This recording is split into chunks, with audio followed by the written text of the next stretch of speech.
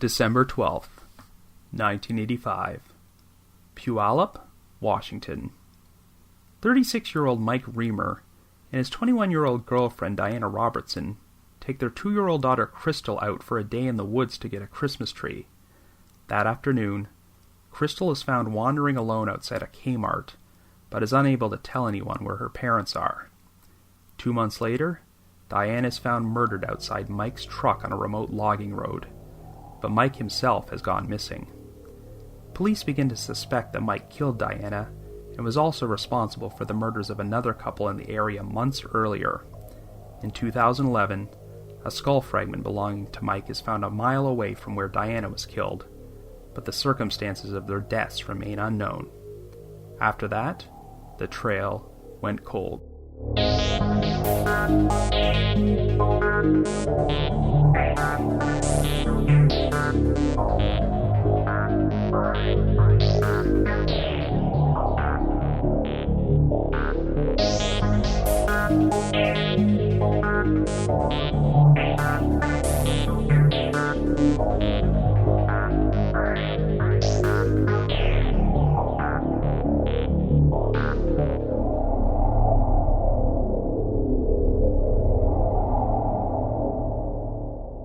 Hello everyone, and welcome to our latest episode of The Trail Went Cold. I'm your host Robin Warder, and you've probably already heard this wonderful piece of news which started off 2017. Unsolved Mysteries is back. For the past several years, Unsolved Mysteries has been virtually impossible to view online, but its digital distribution rights were recently acquired by a company named FilmRise. At the time of this recording, they have released the first 2 seasons for viewing on Amazon Prime, and the rest of the seasons will be here eventually. It is truly a joyous occasion, and what better way to celebrate than by doing a podcast episode about another Unsolved Mysteries case. The story I'm covering today is one of my personal favorite segments from the show, but since it was an exclusive summertime special which aired in September of 1989, between seasons 1 and 2, it is yet to see the day on Amazon Prime. But I think it's one of their more memorable and complex mysteries because of the ambiguous nature of the crime. It involves the 1985 disappearance and deaths of a couple named Mike Riemer and Diana Robertson. What's so interesting about this case is that Mike was not confirmed to be dead for over 25 years, and it was unclear if he was a victim or if he actually murdered Diana himself. And another complication is that the couple's 2-year-old daughter survived, and she was likely present when the crime took place, but was too young to shed any light on what actually happened. But we'll delve into all of this momentarily. Anyway, I previously featured this case on an article I wrote for listverse.com titled 10 Unsolved Cases Involving Murdered Couples, which was originally published in July of 2013. But before we get started, just a brief reminder that The Trail Went Cold is a weekly podcast which alternates between our regular full-length episodes and 15 to 20-minute minisodes. We deliver either a new full-length episode or a new minisode every Wednesday. We're currently available for download on several platforms, including iTunes, Stitcher, and Google Play Music. So if you like this podcast, be sure to subscribe to it. The Trail Went Cold also has its own PayPal account and a donate button on the website. If there's anyone out there who's feeling generous and wants to make a donation, we would greatly appreciate it, and we'll be sure to give you a shout out on a future episode. And since we've entered a new month already, I want to provide a shout out to all our listeners who have signed up for recurring monthly donations, and they are Alice, Amber, Dawn, and Casey. Remember, you have the option of signing up for regular monthly donations, or if you prefer, you can make a one-time only donation through our website. Either way, we're very appreciative. So with all that out of the way, let us now examine the mysterious deaths of Mike Riemer and Diana Robertson.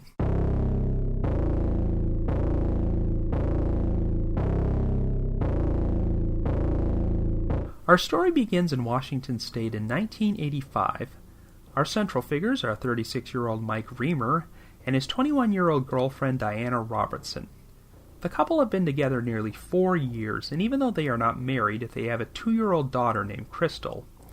On the morning of December 12th, Mike, Diana, and Crystal hop into Mike's pickup truck and leave their home in the town of Puyallup on an excursion to find a Christmas tree. Mike makes his living as a roofer, but works as an animal trapper during the winter months to supplement his income. The family is planning to venture into the woods near the Nisqually River to find their Christmas tree, and Mike will also use this opportunity to check his traps. But what actually happened to them over the course of the next few hours has been heavily debated for the past 3 decades. Later that afternoon, Crystal was found wandering alone outside a Kmart in the town of Spanaway, located about 12 miles south of Puyallup. Customers eventually noticed Crystal and became concerned for her, so they brought her inside the store. When the staff made an announcement asking for the girl's parents, no one came forward. Everyone there seemed pretty surprised by Crystal's demeanor. Generally, if a child her age became separated from their parents in a public place, they'd probably be hysterical and crying. Yet Crystal remained completely silent and seemed to have a stunned look on her face. Because of her young age, she was unable to provide any answers about where her parents were, and since her guardians could not be located, she was placed in temporary foster care. It would be 3 days until anyone uncovered the child's identity. When Crystal's foster mother took her to a medical center to treat some minor scratches and bruises on her arms, one of the nurses recognized the child from a news broadcast which had publicized the family's disappearance. Now that she was identified, Crystal was then placed in the care of Diana's mother, but when she was asked about the whereabouts of her parents, she simply answered, "Mommy is in the trees." So a search was conducted of the vast wooded areas near the Nisqually River, but no trace of Mike, Diana, or their pickup truck could be found. The couple would remain missing until February 18, 1986, when a shocking discovery was made on a remote logging road off of Washington State Route 7. This location was surrounded by forest and located over 30 miles south of Stanaway, situated between the small communities of Mineral and Elby.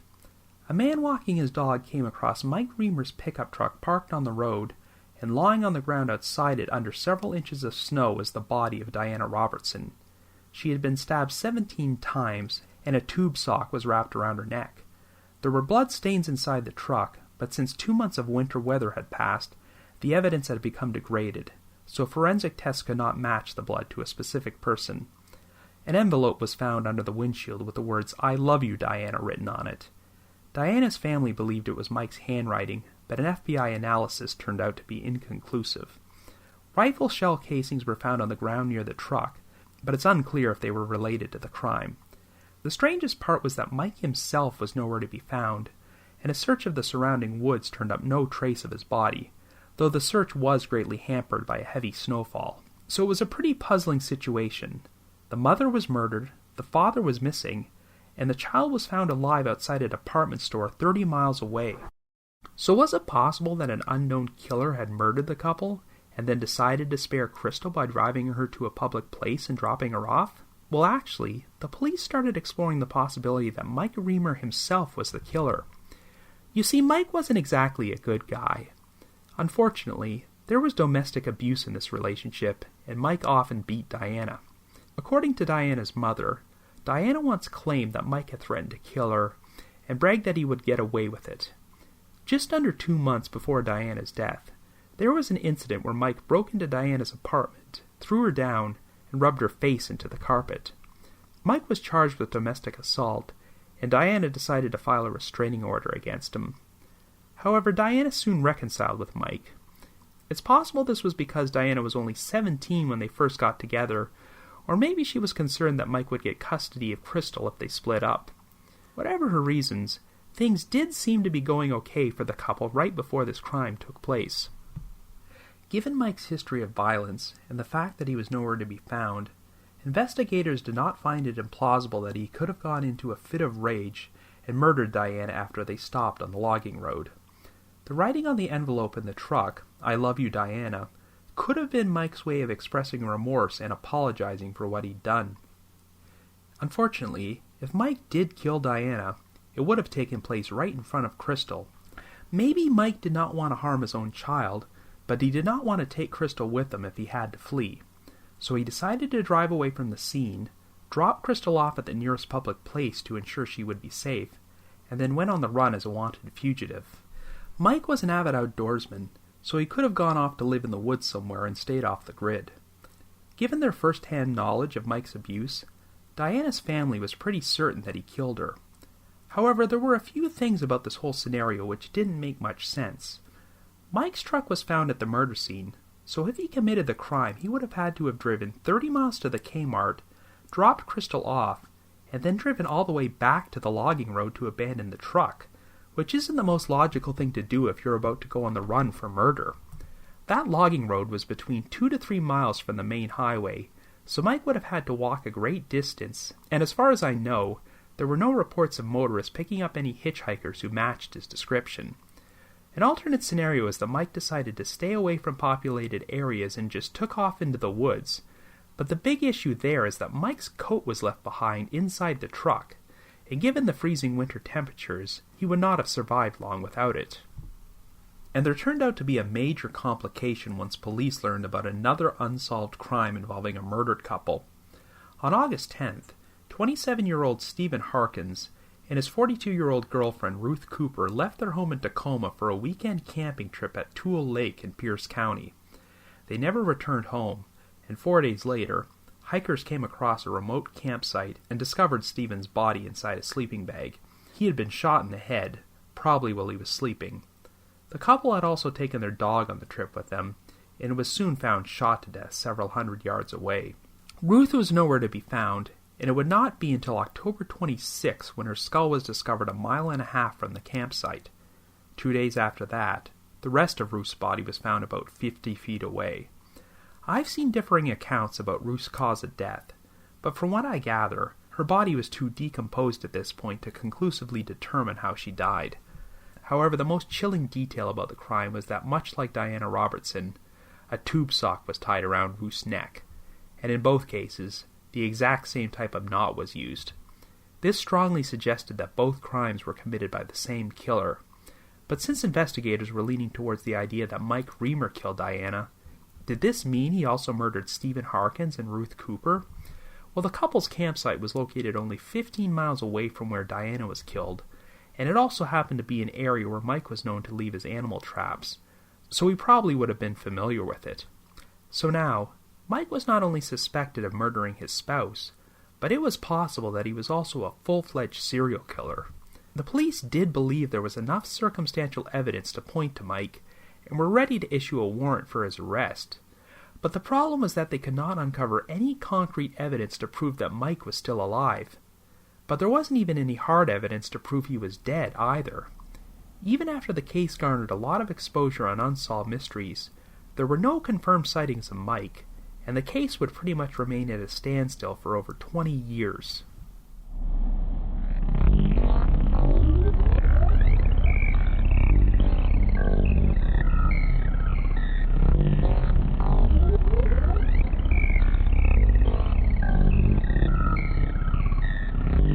However, on March 26, 2011, a hiker was walking through a brushy wooded area located about a mile away from the original murder scene when he came across a partial skull fragment, which had been concealed by a discarded vacuum cleaner cover.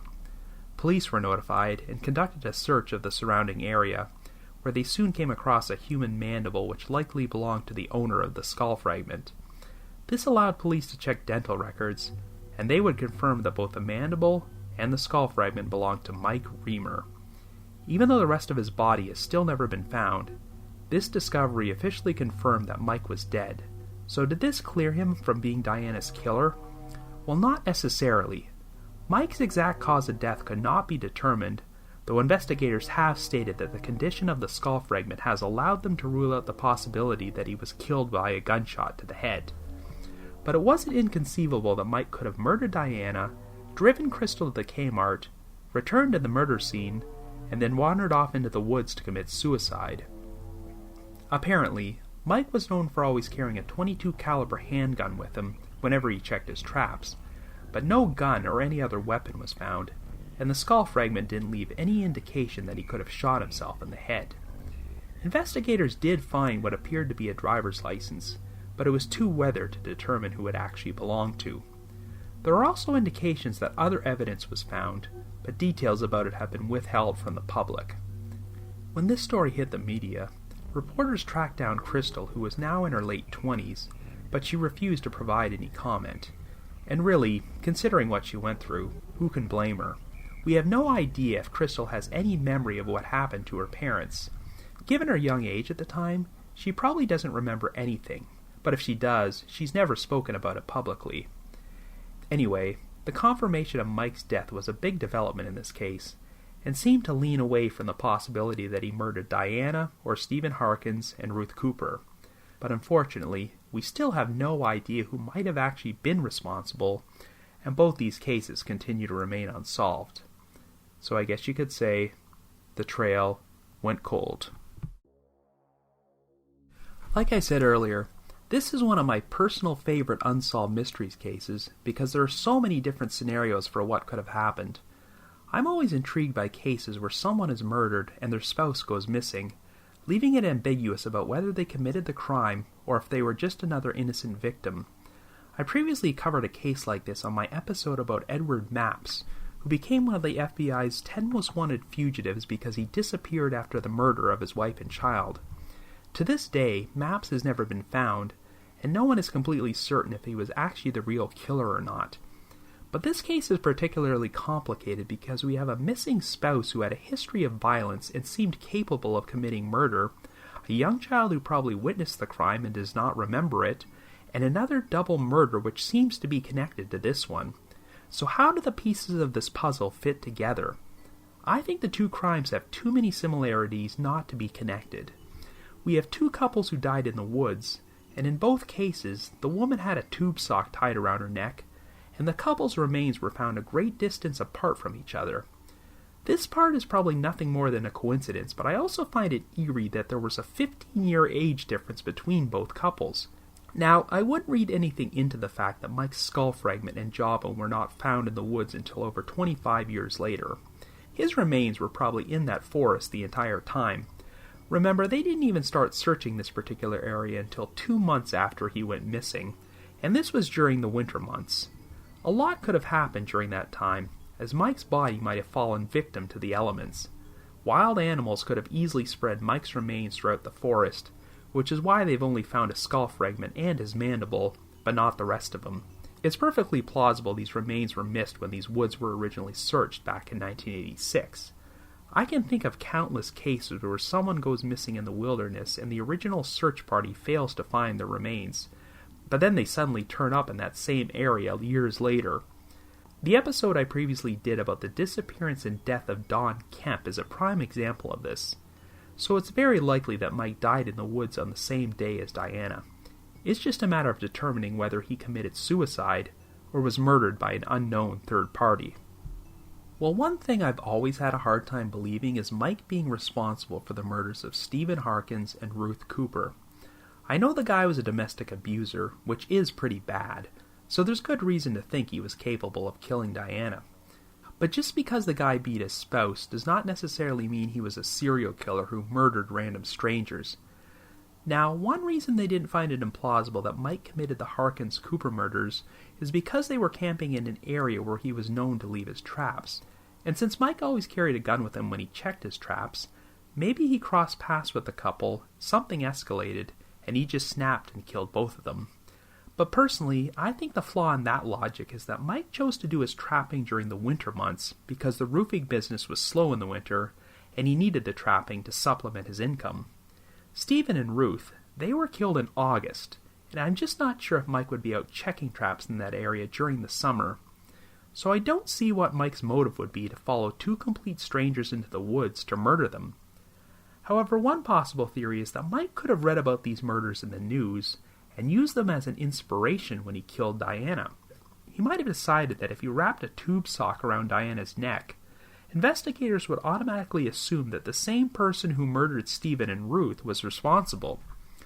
But the problem with this theory is that I get the impression that the detail about the tube sock around Ruth's neck was not disclosed publicly, so Mike probably wouldn't have known about it. And this theory would only make sense if Mike had gone on the run and wanted to give off the false impression that a serial killer murdered both him and Diana. But since his remains were found in the woods only a mile away from the murder scene, this strongly suggests that Mike committed suicide if he was guilty. And I don't see the point of attempting to pin your crime on a serial killer if you're just going to kill yourself. A gunshot wound to the head has been ruled out as a possible cause of death for Mike, and since that's the most likely method he would have used to take his own life, I'm just not getting the impression that he committed suicide. One piece of evidence which gave off the impression that Mike might have committed the murder was the envelope found in the truck which had "I love you, Diana" written on it, as it was theorized that Mike wrote that out of remorse for what he did. It's always been unclear to me if there was anything else inside that envelope, or if investigators chose to withhold that detail from the public. But either way, I'm inclined to believe that envelope is nothing more than a red herring.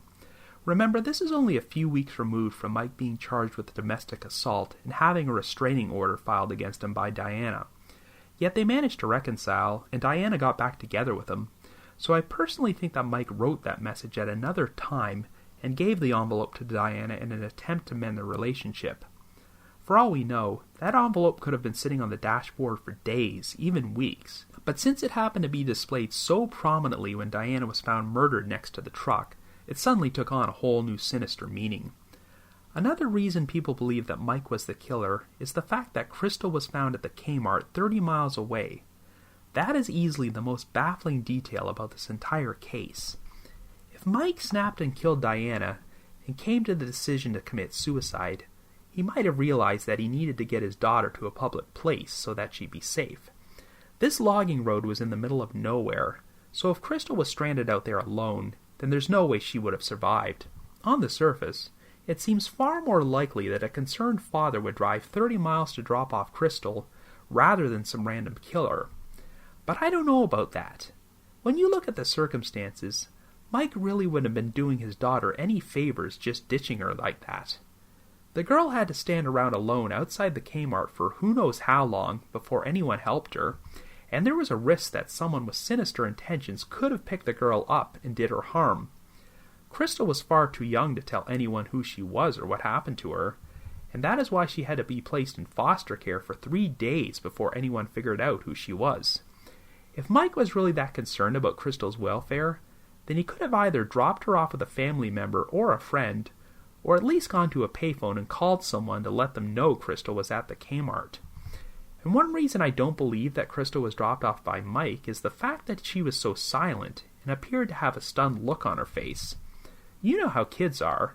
If her father just abandoned her in an unfamiliar place, that's probably going to be a very scary thing for Crystal, and she'd probably start crying and throw a fit. But as far as anyone can tell, that never happened the entire time she was there. However, if Crystal had recently witnessed a traumatic event and was abandoned at the store by a stranger she didn't even know, then her reaction is probably going to be more subdued. Now, you may wonder why someone who is capable of murdering Crystal's parents would go to the trouble of ensuring she was safe. But even serial killers can have their own moral codes, and some of them would draw the line at harming a 2-year-old child.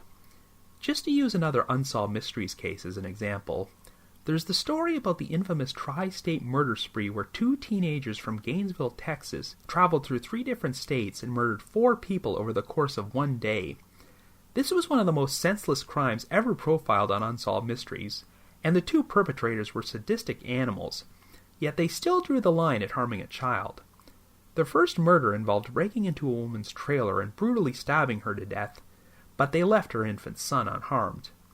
If those 2 psychos could spare a child, then I don't find it implausible that Mike and Diana's killer would do the same thing. This person probably wanted to ensure that Crystal would survive and decided that the best course of action was to leave her at a public place where she could get help. But of course, they didn't want to be seen by anyone and potentially get caught, so they dropped Crystal off without sticking around to make sure she was safe. If Mike had planned to disappear and give off the false impression that he had been killed too, then yes, I could also see him casually dropping Crystal off and avoiding contact with anyone. But his remains were eventually found back at the murder scene, so he clearly did not go on the run. Now, like I said earlier, Crystal refused to give interviews and speak publicly once her father was confirmed to be dead, and that's definitely her right. At this point, who knows what she remembers about that day? When she said her line, "Mommy is in the trees," she was probably referring to the fact that she last saw her mother in the woods, but it's unclear what event she actually witnessed. It's interesting that she was taken to a medical center 3 days after she was found because of minor scratches and bruises on her arms, but I'm not entirely sure if she got those before she was found at the Kmart, or if they're related to what happened in the woods. Crystal was raised by Diana's mother, who believed that Mike was the killer, so she might not have grown up with the most favorable impression of her father. Whatever the truth, I hope she's doing okay today.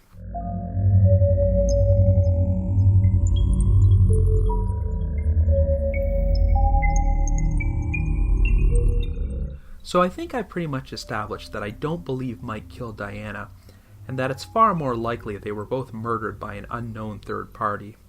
The parallels between this crime and the Harkins Cooper murders are interesting, because in that case, the man was murdered at the scene, and it seems likely that the woman was abducted and murdered at another location. But the Riemer Robertson murder suggests the opposite, as Diana was murdered outside the truck, while Mike's remains were found at another location. By the time the skull fragment and the mandible were found, so much time had passed that it was impossible to determine if the killer made an attempt to bury or conceal Mike's body. The skull fragment was found underneath a vacuum cleaner cover, but I have no idea if that was in the woods the whole time. It would be strange if the killer went to the trouble of hiding Mike's body but left Diana's body out in the open. I think it's possible that Mike went into the woods alone to either find a Christmas tree or check his traps. He left his coat behind in the truck, and Diana remained there too. When the killer arrived, the couple were murdered separately at different locations. If that scenario is correct, then obviously the big question is, who actually committed these murders? Well, before we continue on with this case, let's talk about Stephen Harkins and Ruth Cooper. Their case hasn't received as much attention as the Riemer Robertson murders, and not much is really known about the victims. But there is one intriguing lead. Before his death, Stephen was reportedly involved in a dispute with a man who did damage to his motorcycle. On the same day they went to Lake Toole for their camping trip, Stephen and Ruth first stopped off at a wedding reception. After the couple left, the man involved in the dispute showed up at the reception, and he was apparently anxious to confront Stephen. So the obvious theory is that this man found out where Stephen and Ruth were camping, followed them into the woods, and murdered them both. I don't know any details about this man, as his identity has never been released publicly, but it doesn't look like the police found any evidence to tie him to the murders. Even so, if the guy had a grudge against Stephen, I don't know what motive he'd have to murder Mike and Diana 4 months later, so I have no idea if he has any significance to this case. Now, it must be said that Washington State, and the Northwest in general, seemed to be a hotspot for serial killers during the 1980s and early 1990s. The most famous example is probably Gary Ridgway, the notorious Green River Killer, but there are many others.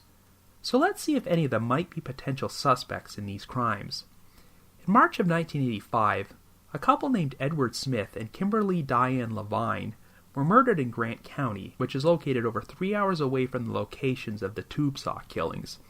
Once again, the body of the male victim was discovered first, and the remains of the female victim were found 4 months later, just under 2 miles away from her spouse. Even though there was no tube sock used in this crime, investigators did initially wonder if it was connected to the Harkins Cooper murders. 4 years later, fingerprint evidence was matched to a truck driver named Billy Ray Ballard, who was serving time in a Wyoming prison for the murders of 2 women.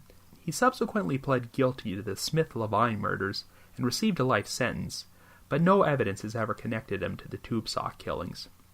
Interestingly enough, Unsolved Mysteries also did a segment about the 1987 murders of a young Canadian couple named Jay Cook and Tanya von Kylenborg, who were killed after crossing the border from British Columbia for a trip to Seattle. Their bodies were found 90 miles apart, and the case remains unsolved. Once again, there's no evidence to suggest this crime was connected to the tube saw killings, but it seems like there were an awful lot of cases in Washington State during this time period where a couple was murdered and their bodies were found in separate locations. Well, the suspect whose name has come up most frequently in relation to these crimes is a drifter named Joseph Henry Burgess. Officially, Burgess has always been the prime suspect in the 1972 killings of a couple named Leif Bertil Carlson and Barbara Durand, who were both shot to death while camping at Radar Beach on Vancouver Island. Years earlier, Burgess had crossed the border into Canada to avoid being drafted for the Vietnam War, and he lived at a separate campsite on that same beach. He disappeared immediately after the murders and left behind all his possessions, except for his rifle. Now, being a drifter, no one can be sure of Burgess's exact movements over the course of the next 3 decades, but he would eventually gain notoriety in New Mexico and earn the nickname the Cookie Bandit. This was because Burgess had a habit of breaking into rural cabins to steal food and other items he needed to survive outdoors, and apparently some of these stolen items included cookies. Well, in July of 2009, Burgess happened to break into a cabin he had already robbed before, so 2 police officers were there staking the place out.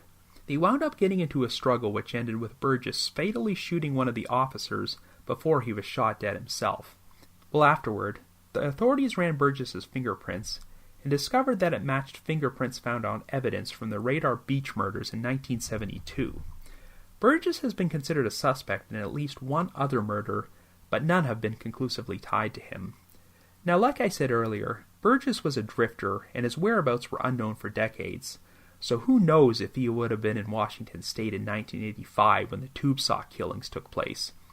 But the thing which makes him an interesting suspect here is that shortly before the murders of Carlson and Durant, Burgess was heard complaining about how he hated the idea of an unmarried Christian couple sleeping together on the beach. Burgess was a fanatical religious zealot who believed he was on a mission from God, and he apparently had a major problem with premarital sex, which is the most likely motive for the Radar Beach murders. What's interesting here is that the 2 couples murdered in the tube sock killings were also unmarried. Ruth Cooper was actually a single mother who had multiple children from her previous relationship before she hooked up with Stephen Harkins, who was 15 years younger than her. And of course, Mike Riemer and Diana Robertson had a child together even though they never got married. Given his fanatical religious views, maybe Burgess decided that both couples deserved to be killed, but felt that an innocent child like Crystal deserved to be spared. Of course, there are some issues with this theory. Assuming Burgess's motive here was his hatred of unmarried couples, how would he even know these couples were unmarried? I mean, this was a known survivalist who presumably spent most of his time living in the wilderness, so I'm not sure how he would have known anything about each couple's personal life unless he crossed paths with them in the woods and flat out asked them if they were married. While the Harkins-Cooper murders have enough similarities with the Vancouver Island killing to think they might be connected, the major problem with tying Burgess to the Riemer-Robertson murders is Crystal. Being a career drifter, I'm not sure that Burgess would have had access to a vehicle to drive Crystal to the Kmart. I don't think that Mike's truck would have been used to drop Crystal off because there was blood all over the interior, and I don't think she got any blood on her. And I don't see why Burgess would steal Mike's truck, drive 30 miles to Stanaway, and then drive the 30 miles back to the murder scene to abandon it. It seems more likely that the killer would have dropped Crystal off with her own vehicle, and I'm not sure if Burgess had access to one. Of course, Burgess could have stolen a vehicle somewhere, but we have no way of knowing his whereabouts in 1985, so until conclusive evidence places him in Washington during this time period, he'll be nothing more than a tenuous suspect. Now, I do think it's possible that some psycho could have just stumbled upon Harkins and Cooper while they were camping in the woods and decided to kill them. But the odds of Mike, Diana, and Crystal driving out onto a remote logging road and just randomly crossing paths with a psycho would have to be astronomical. This road was so out of the way that it was 2 whole months before anyone else went there and discovered the truck. So I have to wonder if someone was stalking them that day and decided to follow them to that particular location to commit the murders. I can't completely discount the possibility that Mike and Diana were killed with someone they knew who had a personal grudge against them and didn't actually commit the Harkins-Cooper murders. They might have decided to conceal Mike's body to give off the impression that he murdered Diana, which people would have no trouble believing given his documented history of violence. Or, this person could have heard about the previous murders in the news and decided to wrap the tube sock around Diana's neck to make it look like she was murdered by a serial killer. But again, I'm not entirely sure if the detail about the tube sock was released publicly, and if it wasn't, then that would rule out a copycat and indicate that both crimes were committed by the same person. I have a feeling that the killer saw Mike and Diana somewhere else earlier that day, became fixated on them, and then followed them onto the logging road to kill them. I can't be 100% certain, but I think that Mike did stop at other locations to check his traps before he went to the murder site, so this might be where the killer originally spotted them. When they parked the truck on the logging road, Mike could have walked into the woods to either find a Christmas tree or check some traps, while Diana remained behind. The killer then arrived and stabbed Diana before walking into the forest, finding Mike, and murdering him too. Crystal was probably present for the murder of at least one, if not both of her parents, but being only 2 years old, she probably didn't have a full understanding of what was happening. Whatever happened, the killer did not want to harm Crystal, so she was driven to the Kmart and dropped off at the entrance before the perpetrator disappeared. If there's a best-case scenario for how this turned out, maybe the person who was responsible for all 4 of these murders soon got themselves arrested for an unrelated crime and went to prison. Or maybe they died before they got the opportunity to harm anyone else. There would be no more known murders where a victim had a tube sock tied around their neck, and this is such a distinct detail that on the surface it seems like the perpetrator never killed again. But then again, maybe the killer just decided to change their MO because they left a living witness this time. While I can understand the reasoning for doing so, it is kind of a shame that the investigation focused so much on Mike Riemer being the killer. I don't think this would have happened if he didn't have such a history of domestic violence, but I think the discovery of his skull fragment and his mandible pretty much exonerates him. Mike may have been a terrible abusive spouse, but I don't think he was a murderer. Sadly, I think that the real killer of both these couples has gotten away with it, and could conceivably still be out there. So if you have any information about the deaths of Mike Riemer and Diana Robertson, or the murders of Stephen Harkins and Ruth Cooper, please contact the appropriate authorities. But if you just have your own personal theory about what happened, I'd love to hear from you. Feel free to leave me a comment or send me an email at robin.warder@icloud.com. That's robin.warder@icloud.com. I want to thank all my loyal listeners and supporters out there, especially those from the Unsolved Mysteries message board at the Sitcoms Online forum and the Unresolved Mysteries subreddit. A big thank you to McGill Foote, who edits and assembles this podcast together for me, and of course a big shout out to Vince Nitro, who composes the eerie music you hear on every episode. If you haven't already, you can like us on Facebook, follow us on Twitter, or leave us a rating or a review on iTunes, Stitcher, or Google Play Music. And like I mentioned earlier, we also have a donate button on our website. So if you're feeling generous and want to express your appreciation for all the hard work we've put into this podcast, we'd be extremely grateful. So have yourself a good week, and join me next time for a brand new mini-sode of The Trail Went Cold.